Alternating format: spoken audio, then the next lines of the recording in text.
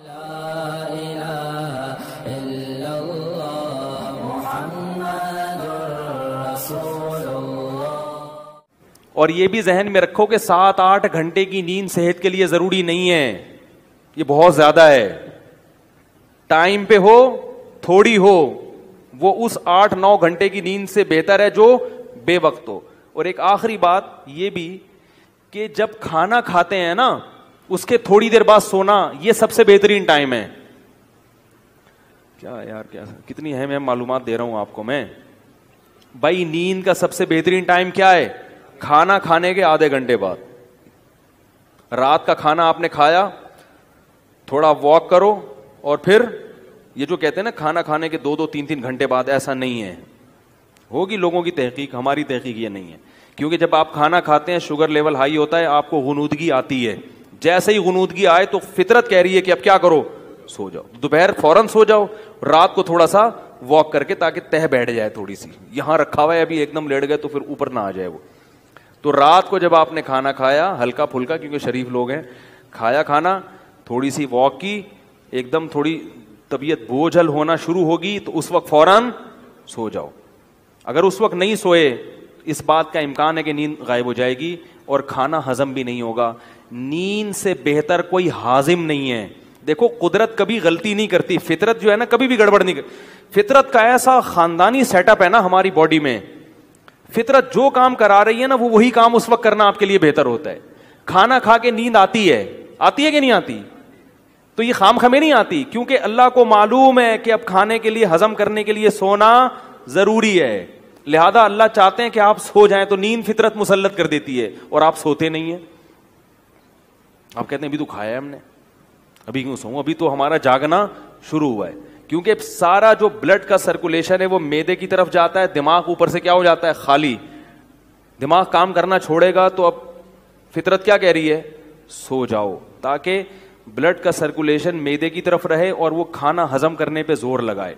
تو اس وقت آپ جب کھانا کھا کے آدھا پونا گھنٹہ بعد سو گے, نیند بھی خاندانی آئے گی.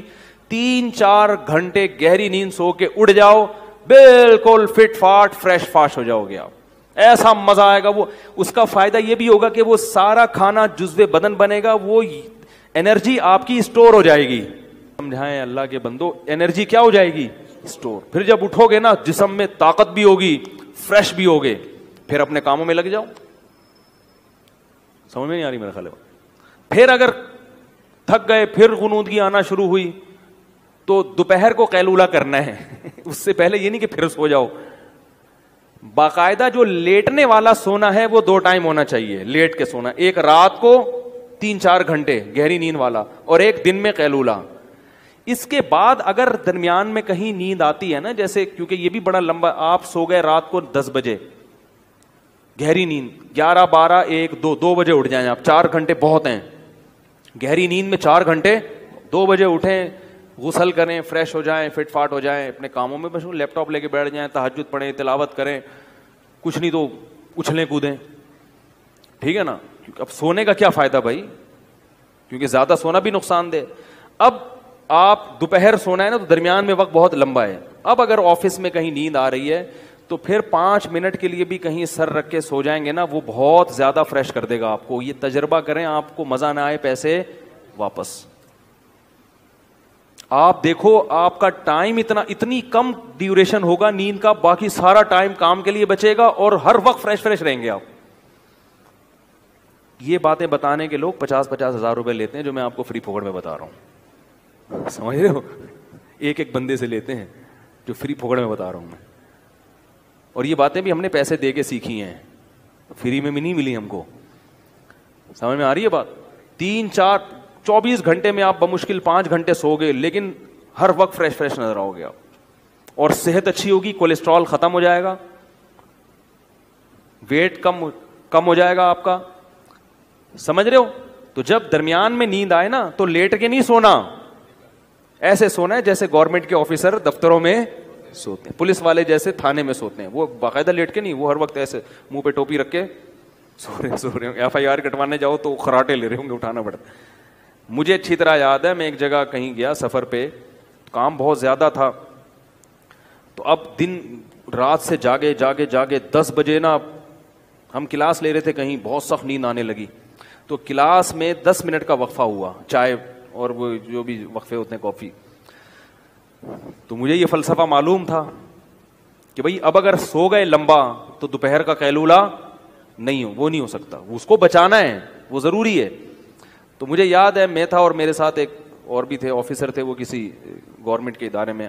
ہم دونوں گئے, ہم نے کہیں کونا کھانچا تلاش کیا, چادر بچھائی, 5 منٹ کے لیے الارم لگا کے لیٹے ہیں کیونکہ صرف ہمارے پاس 5 منٹ تھے.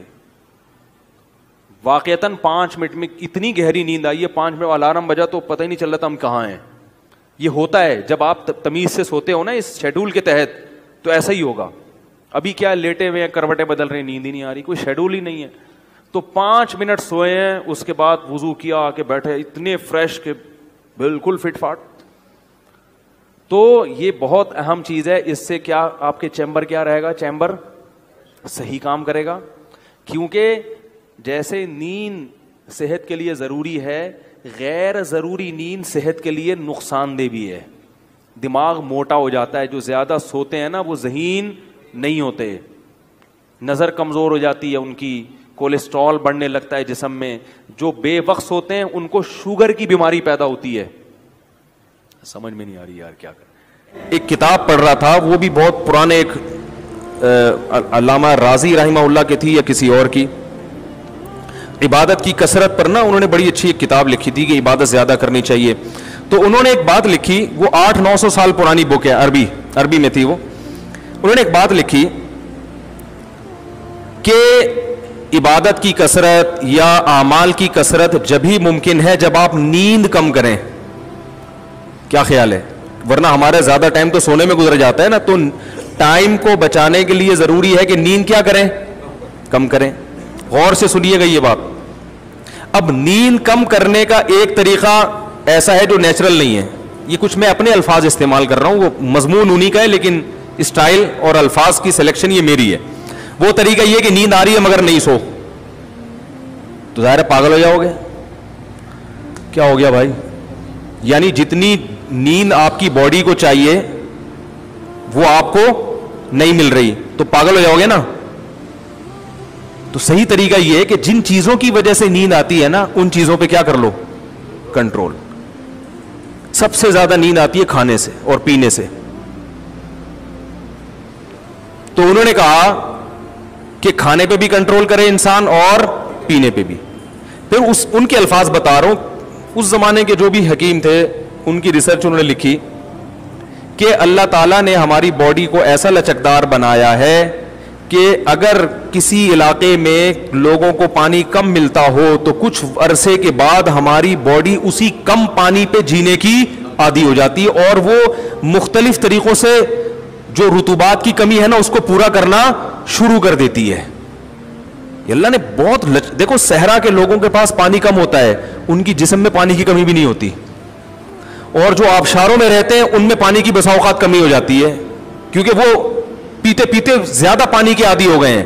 اگر آپ اپنے آپ کو 20-20, 25-25 گلاس پانی کا عادی بناؤ گے نا, تو جب آپ کو یہ پانی نہیں ملے گا آپ کے باڈی میں پانی کی کمی ہو جائے گی. تو نہ کم پیو نہ زیادہ پیو, سمجھ رہے ہو, جتنی باڈی کی ریکوائرمنٹ ہے اتنا پیو. ہاں کوئی بیماری ہو اس میں ڈاکٹر کہے, شوگر لیول ہائی رہتا ہے اس میں ڈاکٹر کے پانی کی مقدار بڑھاؤ, گردوں کا کسی کا مسئلہ ہوا ہے تو اس میں پیشاب زیادہ نکالنا ہے, اس کو فلٹر کرنا ہے, تو وہ ایک الگ چیز ہے. میں نے کہا بیماری میں تو مفتی نہیں بتائے گا بھائی, ڈاکٹر ہی بتائے گا. میں تو نارمل انسان کے بچے کی بات کر رہا ہوں. 25 سال کا نوجوان ادھر ایک بیٹھا ہوا ہوگا شاید بیان میں, اچھا بھلا 25 بھی نہیں 22-23 سال اس کی عمر ہے, اینڈ سم فٹ فاٹ, سو اٹھ کے 6 گلاس پانی پی رہا ہے. میں نے کہا کیا کر رہا ہے اللہ کے بندے, تو اتنا فٹ فاٹ